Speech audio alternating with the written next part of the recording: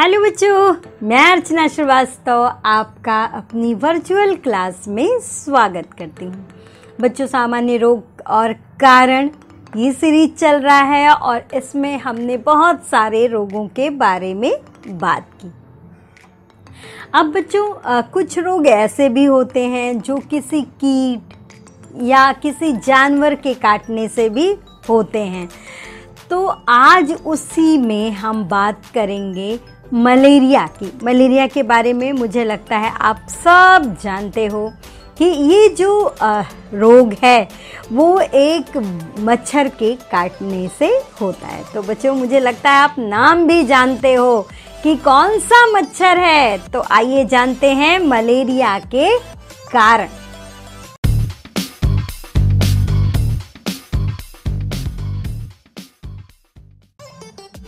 बच्चों देखो, मुझे तो पता है आप जानते हो कि मलेरिया फैलाने वाला मच्छर कौन सा है, लेकिन थोड़ा सा ना वो जिसने मलेरिया के कारण की खोज की उसके बारे में भी जान लेते हैं। तो इस रोग का कारण खोजने का श्रेय डॉक्टर रोनाल्ड रॉस को जाता है। उन्होंने पता लगाया कि मादा एनाफिलीज, जो कि इस रोग का कारण है, ये जो मादा एनाफिलीज मच्छर है, ये ही इस रोग के परजीवी यानी प्लाज्मोडियम नाम का एक परजीवी होता है जो इस मादा एनाफिलीज मच्छर के अंदर रहता है। और ये मादा एनाफिलीज इस परजीवी का संवहन करती है, जिसकी वजह से ये रोग इंसान तक पहुंचता है और इंसान को मलेरिया नामक बीमारी हो जाती है। ठीक है बच्चों, अब जानते हैं। अभी तक हम कारण जानने के बाद तुरंत ये जानते थे कि कितने दिनों में इन्फेक्शन आता है, लेकिन नहीं, आज नहीं, क्योंकि आज हम ये जानेंगे कि जो ये मलेरिया का परजीवी है, यानी कौन, प्लाज्मोडियम नाम का जो परजीवी है, उसका जीवन चक्र कैसे होता है। तो बच्चों जैसे देख लो, जैसे मान लो कि किसी व्यक्ति को मलेरिया हुआ है ना, तो अगर उसे मलेरिया हुआ है इसका मतलब उसके शरीर में ये परजीवी होंगे। तो जब उस व्यक्ति को एनाफिलीज मच्छर उसको काटता है तो ठीक है, तो उसके बाद काट लेता है। अब देखो, जैसे जो व्यक्ति है जिसको संक्रमण हुआ है ना, जो मलेरिया से पीड़ित है, उसके खून में भी मलेरिया के परजीवी रहते हैं और उस व्यक्ति के यकृत में पहुंचकर खूब अपना भरण पोषण करते हैं, खूब पनपते हैं। ठीक है, और जब उस व्यक्ति को वो एनाफिलीज मच्छर काट लेता है तो 10 से 15 दिनों में ये परजीवी नर से मादा के रूप में परिवर्तित हो जाते हैं और मच्छर के पाचन तंत्र में घुसकर अपना खूब लाखों बीजाणु बनाते हैं।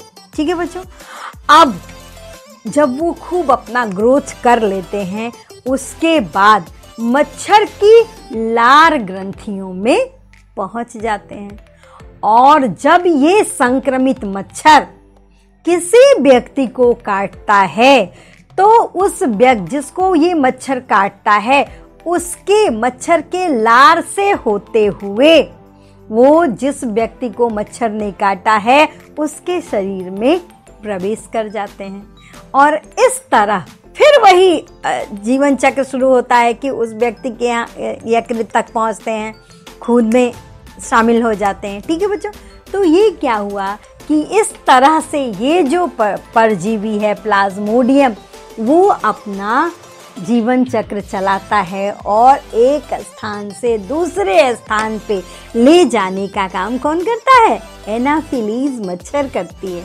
ठीक है, मादा एनाफिलीज मच्छर उसको उसका संवहन करती है, यानी एक स्थान। आप सोचो, अगर वो एक संक्रमित मच्छर अपने जीवन काल में कितने लोगों को मलेरिया फैला सकता है। ठीक है बच्चों, अब जानते हैं अगर किसी को मलेरिया हो गया है ना बच्चों, तो क्या लक्षण आते हैं।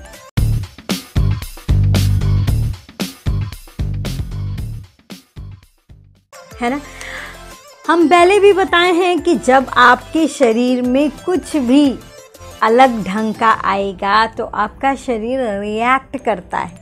ठीक है, तो जब मलेरिया का परजीवी आपके शरीर में पहुंच जाता है तो कुछ खास लक्षण आपके शरीर में प्रकट होते हैं, जिनमें से क्या होता है, सबसे पहले क्या होता है, मलेरिया में तेज बुखार होता है बच्चों। ठीक है, उसके बाद वो भी बुखार कैसे होता है, शिवरिंग के साथ, कपकपी होती है, पूरे शरीर में कपकपी होती है और उसके बाद बुखार आता है, पसीना भी आता है। ठीक है, सिर दर्द होता है, जो व्यक्ति मलेरिया से संक्रमित है उसे सिर दर्द हो सकता है, शरीर में पूरा दर्द रहता है, उसको जी मिचलाता है अथवा कभी कभी उल्टी भी होती है। ठीक है, और मलेरिया के रोगी का कभी कभी प्लीहा भी बढ़ जाता है। तो बच्चों, ये जो सिम्टम्स थे 4-5, ये मलेरिया के लक्षण हैं। अगर इनमें से एक के भी 1-2 लक्षण भी आपको आते हैं तो अब जानते हैं मलेरिया का उपचार क्या है।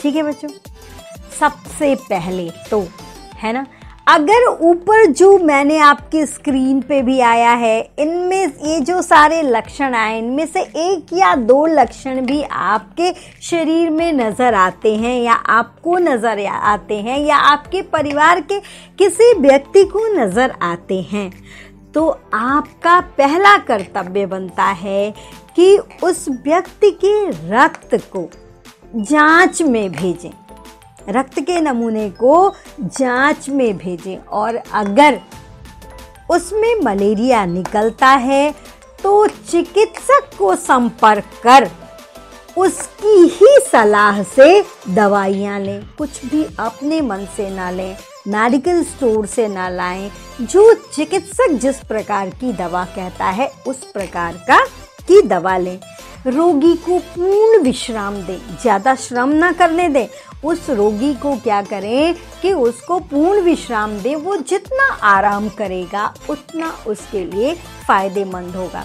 रोगी को, अब रोगी है तो रोगी को ऐसा भोजन दें जो सादा और सुपाच्य हो। सुपाच्य का मतलब जो आसानी से पच जाए। ठीक है बच्चों, तो इन बातों का ध्यान रखकर हम मलेरिया के रोगी का उपचार कर सकते हैं। ठीक है, अब आता है कि सबसे बड़ी चीज़ है ना कि हम ऐसा क्या करें जिससे हमें वो प्रॉब्लम ही ना आए।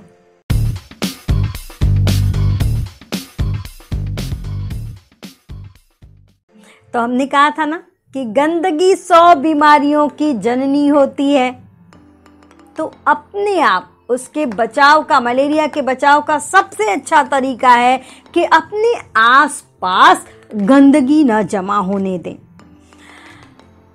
मलेरिया का मच्छर पानी, जहाँ पानी इकट्ठा होता है ना, वहाँ पे अपना ग्रोथ करता है।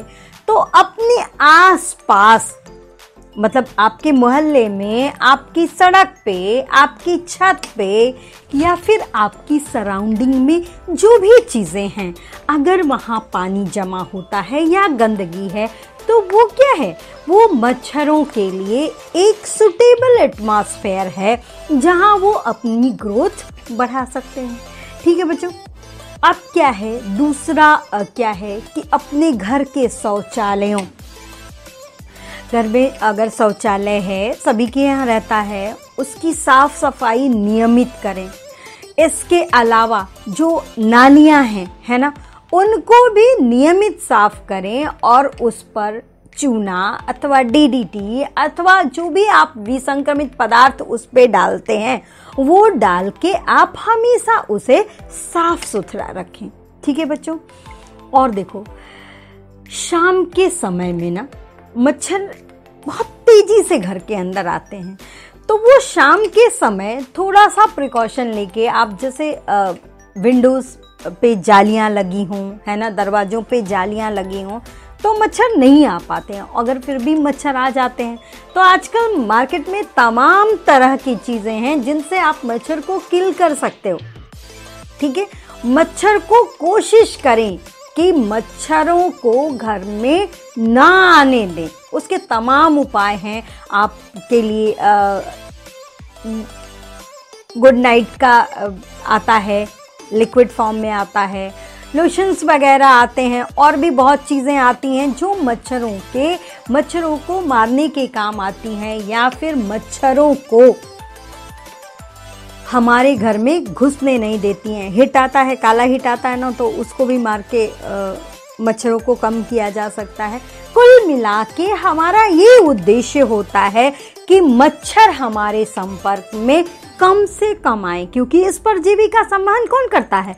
मादा एनाफिलीज मच्छर करती है। तो मच्छर से बचाव करके सिर्फ ही मलेरिया ही थोड़े ना, हम और भी बीमारियां जो मच्छर की वजह से फैलती हैं उनसे भी हम अपना बचाव कर सकते हैं।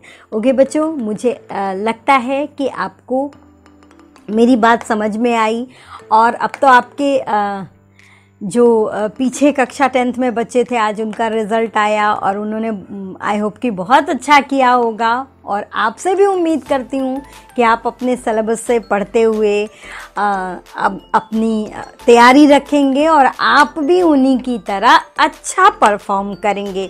मेरे कुछ पिछले स्टूडेंट्स ने मुझे फ़ोन करके बताया कि उन्होंने बहुत अच्छा रिस्पांस किया, तो आपसे भी मुझे उम्मीद है कि आप बहुत अच्छा रिस्पांस देंगे। थैंक यू बच्चों। वीडियो पसंद आए तो लाइक और सब्सक्राइब करना ना भूलें, और अपने फ्रेंड्स को भी शेयर करें। थैंक यू बच्चों।